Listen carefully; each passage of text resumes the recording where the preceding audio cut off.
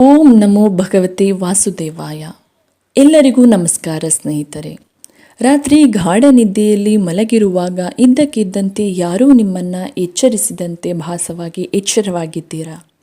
ಅಥವಾ ಕತ್ತಲೆಯಲ್ಲಿ ಯಾರೋ ನಿಮ್ಮನ್ನೇ ಪ್ರೀತಿಯಿಂದ ನೋಡುತ್ತಿರುವಂತೆ ನಿಮ್ಮ ಪಕ್ಕದಲ್ಲಿ ನಿಂತು ಕಾಯುತ್ತಿರುವಂತಹ ವಿಶಿಷ್ಟ ಅನುಭವ ನಿಮಗೆ ಎಂದಾದರೂ ಆಗಿದೆಯಾ? ಕೆಲವೊಮ್ಮೆ ಬೆಳಗಿನ ಜಾವ ಎಚ್ಚರವಾದ ತಕ್ಷಣ ಮನೆಯಲ್ಲಿ ಯಾವುದೋ ಅಪರಿಚಿತ ದೈವಿಕ ಸುವಾಸನೆ, ದೇವಸ್ಥಾನದ ಗರ್ಭಗುಡಿಯ ಕಂಪು ನಿಮ್ಮ ಮೂಗಿಗೆ ಬಡಿಯುತ್ತಿದೆಯಾ? ಬಹುತೇಕರು ಇದನ್ನು ಕೇವಲ ತಮ್ಮ ಭ್ರಮೆ, ಹಗಲಿನ ಆಯಾಸ ಅಥವಾ ಮಾನಸಿಕ ಒತ್ತಡ ಎಂದು ನಿರ್ಲಕ್ಷಿಸುತ್ತಾರೆ. ಕೆಲವರು ಎಲ್ಲಿ ನಮಗೆ ಕೆಟ್ಟದ್ದಾಗಲಿದೆಯೋ, ಮನೆಯಲ್ಲಿ ದುಷ್ಟ ಶಕ್ತಿಗಳಿವೆಯೋ ಎಂದು ವಿನಾಕಾರಣ ಭಯಪಡುತ್ತಾರೆ. ಆದರೆ ನಮ್ಮ ಸನಾತನ ಧರ್ಮದ ಸ್ವಪ್ನಶಾಸ್ತ್ರ ಏನು ಹೇಳುತ್ತದೆ ಗೊತ್ತಾ ಸ್ನೇಹಿತರೆ? ಅದು ಖಂಡಿತ ಭ್ರಮೆಯಲ್ಲ, ಕೇವಲ ಕನಸಲ್ಲ. ಅದು ನಿಮ್ಮ ಕಣ್ಣಿಗೆ ಕಾಣದಿದ್ದರೂ ನಿಮ್ಮನ್ನು ಮತ್ತು ನಿಮ್ಮ ವಂಶವನ್ನು ಸದಾ ನಿಮ್ಮ ಮನೆಯ ಹೆಬ್ಬಾಗಿಲಿನಲ್ಲಿ ನಿಂತು ಕಾವಲು ಕಾಯುತ್ತಿರುವ ನಿಮ್ಮ ಮನೆಯ ದೇವರ ಅತಿ ದೊಡ್ಡ ದೈವಿಕ ಸಂಕೇತ. ಹೌದು, ನೀವು ನಿದ್ದೆಗೆ ಜಾರಿದಾಗ ನಿಮ್ಮನ್ನು ಕಾಯುವ ಆ ದೈವಿಕ ಶಕ್ತಿ ಜಾಗೃತವಾಗುತ್ತದೆ. ಇಂದಿನ ಈ ವಿಶೇಷ ಸಂಚಿಕೆಯಲ್ಲಿ ನಿಮ್ಮ ಮನೆ ದೇವರು ಸಾಕ್ಷಾತ್ ನಿಮ್ಮ ಮನೆಯಲ್ಲಿ ನೆಲೆಸಿದ್ದಾನೆ, ನಿಮ್ಮ ವಂಶವನ್ನು ಮುಂಬರುವ ದೊಡ್ಡ ಗಂಡಾಂತರಗಳಿಂದ ರಕ್ಷಿಸುತ್ತಿದ್ದಾನೆ ಎಂದು ದೃಢಪಡಿಸುವ ಆ 8 ದೈವಿಕ ಕನಸುಗಳು ಯಾವುವು ಎಂಬುದನ್ನು ತಿಳಿದುಕೊಳ್ಳೋಣ. ಈ 8 ಕನಸುಗಳಲ್ಲಿ ಕೇವಲ ಒಂದೇ ಒಂದು ಕನಸು ನಿಮಗೆ ಬಿದ್ದಿದ್ದರೂ ನೀವು ಈ ಭೂಮಿಯ ಮೇಲಿನ ಅತ್ಯಂತ ಪುಣ್ಯವಂತರು ಎಂದು ಭಾವಿಸಿ. ವಿಷಯಕ್ಕೆ ಹೋಗುವ ಮುನ್ನ ನಮ್ಮೆಲ್ಲರ ವಂಶವನ್ನು ಕಾಯುತ್ತಿರುವ ಆ ಮನೆ ದೇವರ ಅನುಗ್ರಹ ನಮ್ಮೆಲ್ಲರಿಗೂ ಸಿಗಲಿ ಎಂದು ಪ್ರಾರ್ಥಿಸುತ್ತಾ ಕಾಮೆಂಟ್ ಬಾಕ್ಸ್ನಲ್ಲಿ ಈಗಲೇ ನಿಮ್ಮ ಮನೆ ದೇವರ ಹೆಸರನ್ನು ಭಕ್ತಿಯಿಂದ ಕಾಮೆಂಟ್ ಮಾಡಿ. ಆ ದೈವಿಕ ಶಕ್ತಿ ಸದಾ ನಿಮ್ಮನ್ನು ಮತ್ತು ನಿಮ್ಮ ವಂಶವನ್ನು ಕೊನೆಯವರೆಗೂ ಅಂಗೈಯಲ್ಲಿಟ್ಟು ಕಾಪಾಡುವಂತಹ ಅದ್ಭುತ ಆಶೀರ್ವಾದ ನಿಮ್ಮದಾಗುತ್ತದೆ. ಮನೆ ದೇವರು ನಮಗೆ ಏನನ್ನಾದರೂ ಹೇಳಬೇಕೆಂದರೆ, ಭವಿಷ್ಯದ ಬಗ್ಗೆ ಎಚ್ಚರಿಸಬೇಕೆಂದರೆ ನಮಗೆ ಎಚ್ಚರವಿದ್ದಾಗಲೇ ಹೇಳಬಹುದಲ್ಲವೇ? ಅದು ಕೇವಲ ನಾವು ನಿದ್ದೆ ಮಾಡುವಾಗಲೇ ಕನಸಿನ ರೂಪದಲ್ಲಿ ಏಕೆ ಬರುತ್ತದೆ? ಇದರ ಹಿಂದಿರುವ ರಹಸ್ಯವೇ ಇದು.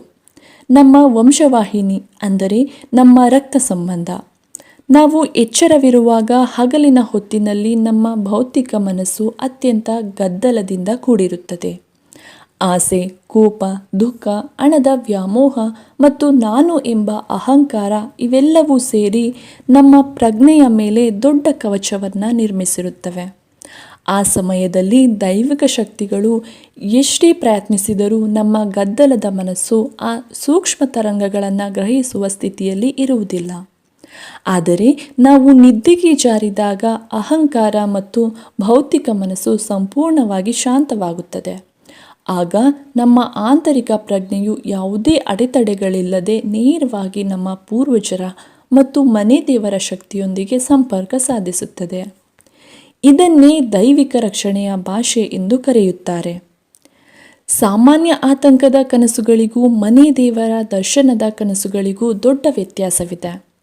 ಹಗಲಿನಲ್ಲಿ ನೋಡಿದ ಅಥವಾ ಯೋಚಿಸಿದ ವಿಷಯಗಳು ಕನಸಾಗಿ ಬಂದರೆ ಅದು ಗೊಂದಲದಿಂದ ಕೂಡಿರುತ್ತದೆ, ಬೆಳಗ್ಗೆ ಏಳುವಾಗ ಸುಸ್ತಾಗುವಂತೆ ಮಾಡುತ್ತದೆ. ಆದರೆ ದೈವಿಕ ಕನಸುಗಳು ಅತ್ಯಂತ ಸ್ಪಷ್ಟವಾಗಿರುತ್ತವೆ.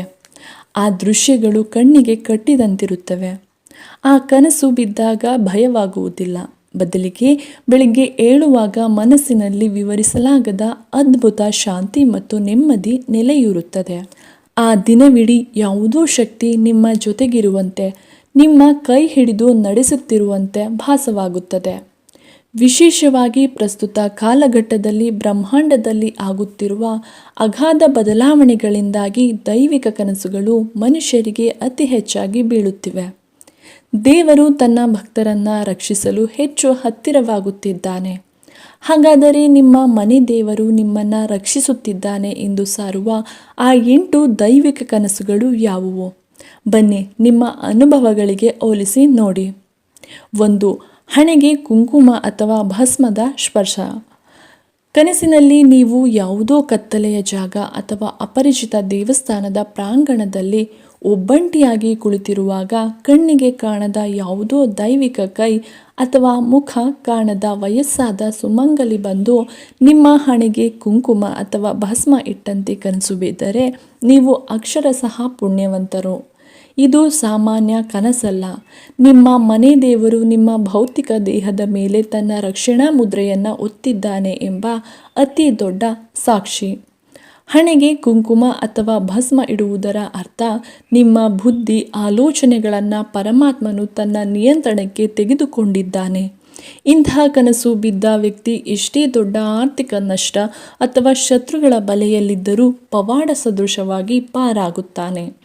ಅವನ ನಿರ್ಧಾರಗಳನ್ನು ಸಾಕ್ಷಾತ್ ದೇವರೇ ನಡೆಸಿಕೊಡುತ್ತಾನೆ. 2.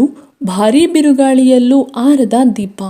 ಹೊರಗೆ ಭಾರೀ ಬಿರುಗಾಳಿ, ವಿಪರೀತ ಮಳೆ, ಮರಗಳು ಧರೆಗುರುಳುತ್ತಿರುವಾಗ ನಿಮ್ಮ ಮನೆದೇವರ ಕೋಣೆಯಲ್ಲಿ ಅಥವಾ ಅಂಗಳದಲ್ಲಿ ಒಂದು ದೀಪ ಶಾಂತವಾಗಿ ಉರಿಯುತ್ತಿರುವುದು ಬಿರುಗಾಳಿಗೂ ಆರದೆ ಇನ್ನಷ್ಟು ಪ್ರಕಾಶಮಾನವಾಗಿ ಬೆಳಗುತ್ತಿರುವುದನ್ನು ಕಂಡರೆ ಆ ದೃಶ್ಯವನ್ನು ಮನಸ್ಸಿನಾಳದಲ್ಲಿ ಬಚ್ಚಿಟ್ಟುಕೊಳ್ಳಿ. ಸನಾತನ ಧರ್ಮದಲ್ಲಿ ಉರಿಯುವ ದೀಪವೇ ವಂಶವೃಕ್ಷದ ಸಾಕ್ಷಾತ್ ಸಂಕೇತ. ಬಿರುಗಾಳಿ ಎಂದರೆ ನಿಮ್ಮ ಬದುಕಿನಲ್ಲಿ ಎದುರಾಗುವ ಅಥವಾ ಎದುರಾಗಲಿರುವ ದೊಡ್ಡ ಸಂಕಷ್ಟಗಳು, ಸಾಲದ ಬಾಧೆ, ಶತ್ರುಗಳ ಕಾಟ. ಎಷ್ಟೇ ಕಷ್ಟ ಬಂದರೂ, ಪ್ರಪಂಚವೇ ನಿಮ್ಮ ವಿರುದ್ಧ ನಿಂತರೂ ನಿಮ್ಮ ಮನೆ ದೇವರು ನಿಮ್ಮ ವಂಶದ ದೀಪವನ್ನು ಆರಲು ಬಿಡುವುದಿಲ್ಲ. ತನ್ನ ಎರಡೂ ಕೈಗಳನ್ನು ಅಡ್ಡವಿಟ್ಟು ಇಡೀ ಕುಟುಂಬವನ್ನು ಕಾಪಾಡುತ್ತಿದ್ದಾನೆ ಎಂಬುದನ್ನು ಈ ಕನಸು ದೃಢಪಡಿಸುತ್ತದೆ. 3. ಪ್ರಪಾತಕ್ಕೆ ಬೀಳುವಾಗ ಕೈ ಹಿಡಿದು ಎತ್ತುವ ಬಲವಾದ ಕೈ. ಕನಸಿನಲ್ಲಿ ಎತ್ತರದ ಜಾಗದಿಂದ ಅಥವಾ ಬೆಟ್ಟದ ತುದಿಯಿಂದ ಕಣಿವೆಗೆ ಜಾರಿ ಬೀಳುತ್ತಿರುವಾಗ ಪ್ರಾಣ ಹೋಯಿತು ಎನ್ನುವಷ್ಟರಲ್ಲಿ ಇದ್ದಕ್ಕಿದ್ದಂತೆ ಬಲವಾದ ಕೈ ನಿಮ್ಮನ್ನು ಗಟ್ಟಿಯಾಗಿ ಹಿಡಿದು ಮೇಲಕ್ಕೆ ಎತ್ತಿದರೆ ಇದು ಬರೀ ಕನಸಲ್ಲ. ವಾಸ್ತವದಲ್ಲಿ ನಿಮ್ಮ ವೃತ್ತಿ ಅಥವಾ ವ್ಯಾಪಾರದಲ್ಲಿ ದೊಡ್ಡ ಆರ್ಥಿಕ ಪತನ ಕಾದಿತ್ತು. ನೀವು ನಂಬಿದವರಿಂದಲೇ ಅತಿ ದೊಡ್ಡ ಮೋಸವಾಗುವ ಸಮಯವದು. ಆದರೆ ಮನೆ ದೇವರ ಕರುಣೆಯು ನೀವು ಪ್ರಪಾತಕ್ಕೆ ಬೀಳುವ ಮುನ್ನವೇ ಕೈ ಹಿಡಿದು ಎತ್ತಿದೆ. ನಿಮ್ಮ ಕಣ್ಣಿಗೆ ಕಾಣದಂತೆ ಆ ಆಪತ್ತು ಕರಗಿ ಹೋಗಿದೆ ಎಂಬ ಸ್ಪಷ್ಟ ದೈವಿಕ ಸಂಕೇತ. 4. ಕಳ್ಳರನ್ನು ಓಡಿಸುವ ಅದೃಶ್ಯ ಶಕ್ತಿ. ಕನಸಿನಲ್ಲಿ ಕಪ್ಪು ಛಾಯೆಯ ಕಳ್ಳರು ಅಥವಾ ದುಷ್ಟ ಶಕ್ತಿಗಳು ಮನೆಯ ಬಾಗಿಲು ಮುರಿದು ಒಳಗೆ ನುಗ್ಗಲು ಪ್ರಯತ್ನಿಸುತ್ತವೆ. ವಿಪರೀತ ಭಯ, ಕೂಗಲು ಧ್ವನಿ ಬರುವುದಿಲ್ಲ. ಆದರೆ ಅದೇ ಕ್ಷಣದಲ್ಲಿ ಮನೆಯೊಳಗಿನಿಂದ ಪ್ರಕಾಶಮಾನವಾದ ಬೆಳಕು ಅಥವಾ ಅದೃಶ್ಯ ದೈವಿಕ ಶಕ್ತಿ ಆ ದುಷ್ಟರನ್ನು ಹೊಡೆದೋಡಿಸುತ್ತದೆ. ವಾಸ್ತವದಲ್ಲಿ ನಿಮ್ಮ ಕುಟುಂಬ, ಏಳಿಗೆ ಅಥವಾ ಮಕ್ಕಳ ಮೇಲೆ ಬಿದ್ದ ಕಣ್ಣು ದೃಷ್ಟಿ ಅಥವಾ ನಕಾರಾತ್ಮಕ ಶಕ್ತಿಯನ್ನು ಮನೆ ದೇವರು ಹೆಬ್ಬಾಗಿಲಿನಲ್ಲೇ ನಿಂತು ಬಡಿದೋಡಿಸಿದ್ದಾನೆ. ಆ ದೈವಿಕ ಕಾವಲುಗಾರ ನಿಮ್ಮ ಮನೆಯಲ್ಲಿದ್ದಾನೆ ಎನ್ನಲು ಇದಕ್ಕಿಂತ ದೊಡ್ಡ ಸಾಕ್ಷಿ ಬೇಕಿಲ್ಲ. 5. ಕೈಗೆ ಸಿಗುವ ಕೀಲಿಕೈ ಅಥವಾ ಆಯುಧ. ಕನಸಿನಲ್ಲಿ ದಟ್ಟ ಕಾಡಿನಲ್ಲಿ ಅಥವಾ ಕತ್ತಲಲ್ಲಿ ದಾರಿ ಕಾಣದೆ ಕಳೆದು ಹೋಗುತ್ತೀರಿ. ಇದ್ದಕ್ಕಿದ್ದಂತೆ ಅಪರಿಚಿತ ದೈವಿಕ ವ್ಯಕ್ತಿ ಬಂದು ನಿಮ್ಮ ಕೈಗೆ ಹೊಳೆಯುವ ಕೀಲಿಕೈ ಅಥವಾ ನಾಣ್ಯ ಅಥವಾ ಆಯುಧವನ್ನು ನೀಡಿ ಮಾಯವಾಗುತ್ತಾನೆ. ದಟ್ಟ ಕಾಡು ಎಂದರೆ ನಿಮ್ಮ ಬದುಕಿನ ಪ್ರಸ್ತುತ ಗೊಂದಲಗಳು. ಕೀಲಿಕೈ ಎಂದರೆ ವರ್ಷಗಳಿಂದ ಮುಚ್ಚಿ ಹೋಗಿದ್ದ ಯಶಸ್ಸಿನ ಬಾಗಿಲುಗಳನ್ನು ಮನೆ ದೇವರು ತನ್ನ ಕೃಪೆಯಿಂದ ತೆರೆಯುತ್ತಿದ್ದಾನೆ. ನಾಣ್ಯವು ಅಖಂಡ ಐಶ್ವರ್ಯದ ಸಂಕೇತ. ಆಯುಧವು ಎದುರಾಗುವ ಕಷ್ಟಗಳನ್ನು ಧ್ವಂಸ ಮಾಡುವ ಸದಾ ರಕ್ಷಣೆಯ ಸಂಕೇತ. 6. ಅಪರಿಚಿತ ತಾಯಿ ಅಥವಾ ಪ್ರಾಚೀನ ಯೋಧನ ದರ್ಶನ. ಮನೆಯ ಹಾಲಿನಲ್ಲಿ ಅಥವಾ ದೇವರ ಕೋಣೆಯಲ್ಲಿ ಮುಖ ಪರಿಚಯವಿಲ್ಲದ ತೇಜಸ್ವಿ ತಾಯಿ ಪ್ರೀತಿಯಿಂದ ಕುಳಿತಿರುವುದು ಅಥವಾ ಪ್ರಾಚೀನ ಉಡುಪಿನಲ್ಲಿ ಆಯುಧ ಹಿಡಿದ ಯೋಧನ ದರ್ಶನವಾಗುತ್ತದೆ. ಅವರು ಅಪರಿಚಿತರಲ್ಲ. ನಿಮ್ಮ ನಿಷ್ಕಲ್ಮಶ ಭಕ್ತಿಗೆ ಮೆಚ್ಚಿ ಸಾಕ್ಷಾತ್ ಮನೆ ದೇವರೇ ನಿಮ್ಮ ಸೂಕ್ಷ್ಮ ಶರೀರಕ್ಕೆ ದರ್ಶನ ನೀಡುತ್ತಿರುವ ಮಹಾಭಾಗ್ಯ. ಆ ಶಕ್ತಿ ನಿಮ್ಮ ಮನೆಯನ್ನು ತನ್ನ ಸ್ವಂತ ಮನೆ ಎಂದು ಸ್ವೀಕರಿಸಿದೆ. ಆ ಪ್ರೀತಿಯ ನೋಟವು ಏನೇ ಕಷ್ಟ ಬಂದರೂ ನಾನಿದ್ದೇನೆ, ಯಾವುದಕ್ಕೂ ಹೆದರಬೇಡ ಎಂಬ ಅಭಯ ಸಂದೇಶ ನೀಡುತ್ತದೆ. 7. ಮನೆಯ ಸುತ್ತಲೂ ಬೆಳಕಿನ ಕೋಟೆ. ನಿಮ್ಮ ಸ್ವಂತ ಮನೆಯನ್ನು ಪ್ರಾಚೀನ ಕಲ್ಲಿನ ಭದ್ರಕೋಟೆಯಂತೆ ಅಥವಾ ಸುತ್ತಲೂ ವೃತ್ತಾಕಾರದ ಪ್ರಕಾಶಮಾನ ಬೆಳಕಿನ ಕವಚ ಇರುವಂತೆ ಕಂಡರೆ ಇದು ಸ್ವಪ್ನಶಾಸ್ತ್ರದ ಅತ್ಯಂತ ಪವಿತ್ರ ದರ್ಶನ. ನಿಮ್ಮ ಮನೆಯ ಪ್ರತಿ ಮೂಲೆಯೂ ಧನಾತ್ಮಕ ಶಕ್ತಿ ಮತ್ತು ಮನೆ ದೇವರ ಪ್ರಾಣ ಶಕ್ತಿಯಿಂದ ತುಂಬಿದೆ.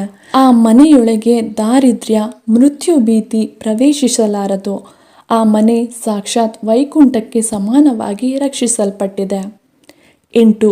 ಎಚ್ಚರವಾದಾಗಲೂ ಉಳಿಯುವ ದೈವಿಕ ಸುವಾಸನೆ. ಕನಸಿನಲ್ಲಿ ಕರ್ಪೂರ, ಮಲ್ಲಿಗೆ ಅಥವಾ ಗಂಧದ ವಾಸನೆ ಬಂದು ಎಚ್ಚರವಾಗುತ್ತದೆ. ಆದರೆ ಕಣ್ಣು ತೆರೆದಾಗಲೂ ಮಲಗುವ ಕೋಣೆಯಲ್ಲಿ ಆ ಸುವಾಸನೆ ಹಾಗೆಯೇ ಉಳಿದಿರುತ್ತದೆ. ಭೌತಿಕವಾಗಿ ಅಲ್ಲಿ ಹೂವು, ಊದುಬತ್ತಿ ಏನೂ ಇರುವುದಿಲ್ಲ. ಇದು ಮನೆ ದೇವರು ಭೌತಿಕವಾಗಿ ನಿಮ್ಮ ಮನೆಯಲ್ಲಿ ಹಾದು ಹೋಗುವಾಗ ಬಿಟ್ಟು ಹೋಗುವ ದೈವಿಕ ಹೆಜ್ಜೆ ಗುರುತು. ನಿಮ್ಮ ಪ್ರಾರ್ಥನೆಯನ್ನ, ಕಣ್ಣೀರನ್ನ ಆಲಿಸುತ್ತಿದ್ದಾನೆ ಎಂಬ ದೊಡ್ಡ ಪುರಾವೆ. ನಾನು ವಿವರಿಸಿದ ಈ 8 ಕನಸುಗಳಲ್ಲಿ ಕೇವಲ ಒಂದು ಕನಸು ನಿಮಗೆ ಬಿದ್ದಿದ್ದರೂ ಕೂಡ ನೀವೇ ಈ ಭೂಮಿಯ ಮೇಲಿನ ಅತ್ಯಂತ ಪುಣ್ಯವಂತರು. ನಿಮ್ಮ ಮನೆ ದೇವರು ನಿಮ್ಮೊಂದಿಗಿದ್ದಾನೆ ಎನ್ನಲು ಬೇರೆ ಸಾಕ್ಷಿ ಬೇಕಿಲ್ಲ. ನೆನಪಿರಲಿ, ಮನೆಯಲ್ಲಿ ಯಾರಿಗಾದರೂ ಇಂತಹ ಕನಸು ಬಿದ್ದರೆ ಅಣಕಿಸಬೇಡಿ, ಹಾಸ್ಯ ಮಾಡಬೇಡಿ. ದೇವರು ತನ್ನ ಅಸ್ತಿತ್ವವನ್ನು ಪ್ರಶ್ನಿಸುವವರ ಬಳಿ ಒಂದು ಕ್ಷಣವೂ ನಿಲ್ಲುವುದಿಲ್ಲ. ಈ ನಂಬಿಕೆಯನ್ನು ಮುಂದಿನ ಪೀಳಿಗೆಗೆ ವರ್ಗಾಯಿಸಿದರೆ ನಿಮ್ಮ ವಂಶ ತಲೆತಲಾಂತರಗಳವರೆಗೂ ದೈವಿಕ ರಕ್ಷಣೆಯಲ್ಲಿ ಬೆಳಗುತ್ತದೆ. ಪ್ರತಿದಿನ ರಾತ್ರಿ ಮಲಗುವ ಮುನ್ನ ಕೇವಲ 1 ನಿಮಿಷ ಕಣ್ಣು ಮುಚ್ಚಿ ನಿಮ್ಮ ಮನೆ ದೇವರ ಮೂಲ ಸ್ಥಾನದಲ್ಲಿ, ಅಂದರೆ ನಿಮ್ಮ ಊರಿನ ದೇವಸ್ಥಾನದ ಗರ್ಭಗುಡಿಯ ಮುಂದೆ ನೀವೇ ದೀಪ ಹಚ್ಚುತ್ತಿದ್ದೀರಿ ಎಂದು ಮನಸ್ಸಿನಲ್ಲಿ ಧ್ಯಾನಿಸಿ ನಿದ್ದೆಗೆ ಜಾರಿ. ಈ ಮಾನಸಿಕ ಯಾತ್ರೆಯು ರಾತ್ರಿ ಇಡೀ ನಿಮ್ಮ ಸುತ್ತಲಿನ ನಕಾರಾತ್ಮಕ ಶಕ್ತಿಯನ್ನು ನಾಶಪಡಿಸಿ ಮನೆ ದೇವರು ನಿಮ್ಮ ಕರೆಯನ್ನು ತಕ್ಷಣ ಆಲಿಸುವಂತೆ ಮಾಡುತ್ತದೆ. ಮನೆ ದೇವರ ರಕ್ಷಣೆ ಇರುವ ಮನೆಯನ್ನು ಯಾವುದೇ ಮಾಟ ಮಂತ್ರ ಅಥವಾ ದುಷ್ಟ ಶಕ್ತಿ ಅಲುಗಾಡಿಸಲಾರದು. ಆತನ ರಕ್ಷಣಾ ಕವಚ ನಮ್ಮ ಉಸಿರಿನಷ್ಟೇ ಸತ್ಯ. ಈಗ ಕಾಮೆಂಟ್ ಬಾಕ್ಸ್ನಲ್ಲಿ ಹೆಮ್ಮೆಯಿಂದ ಮತ್ತು ಭಕ್ತಿಯಿಂದ ತಿಳಿಸಿ, ನಾನು ವಿವರಿಸಿದ ಈ 8 ದೈವಿಕ ಕನಸುಗಳಲ್ಲಿ ನಿಮಗೆ ಯಾವ ಕನಸು ಬಿದ್ದಿದೆ. ಇದೇ ರೀತಿಯ ಸನಾತನ ಸತ್ಯಗಳು ಮತ್ತು ಪುರಾಣದ ರಹಸ್ಯಗಳನ್ನು ತಿಳಿದುಕೊಳ್ಳಲು ನಮ್ಮ ಜಾಯಿಂಟ್ ಟು ಸಕ್ಸಸ್ ಯೂಟ್ಯೂಬ್ ಚಾನಲ್ಗೆ ಸಬ್ಸ್ಕ್ರೈಬ್ ಆಗಿ, ಹಾಗೆ ಈ ವಿಡಿಯೋವನ್ನು ಶೇರ್ ಮಾಡಿ. ಎಲ್ಲರಿಗೂ ಧನ್ಯವಾದಗಳು.